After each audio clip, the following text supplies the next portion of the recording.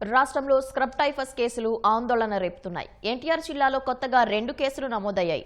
జ్వరంతో బాధపడుతూ కంచికచెర్లకు చెందిన ఓ మహిళ, విజయవాడ జీజీహెచ్లో కొండూరుకు చెందిన 2.5 ఏళ్ల బాలుడు విజయవాడ పాత ఆసుపత్రిలో చేరారు. వీరిద్దరికీ స్క్రబ్ టైఫస్ పాజిటివ్ వచ్చింది. వీరిద్దరి ఆరోగ్య పరిస్థితి నిలకడగానే ఉందని వైద్యులు తెలిపారు. అటు ఏలూరు జిల్లా పెదవేగి మండలం అమ్మపాలానికి చెందిన 50 ఏళ్ల మహిళకు స్క్రబ్ టైఫస్ సోకినట్లు వైద్యులు నిర్ధారించారు. ఆమెకు ప్రస్తుతం ఏలూరు ప్రభుత్వాసుపత్రిలో చికిత్స అందిస్తున్నారు.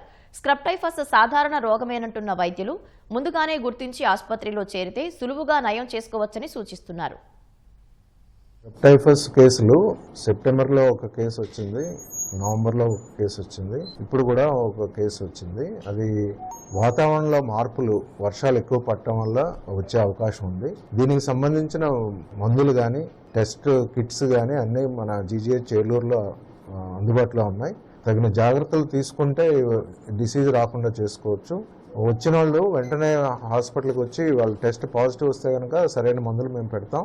భయపడాల్సిన అవసరం అయితే ఏమీ లేదు. ఇప్పుడు కొత్తగా వచ్చిన కేసు అమ్మపాలెం నుంచి వచ్చింది, పెదవేగి మండలం. పేషెంట్ స్టేబుల్గానే ఉన్నారు, కండిషన్ రికవర్ అవుతారని అనుకుంటున్నాం.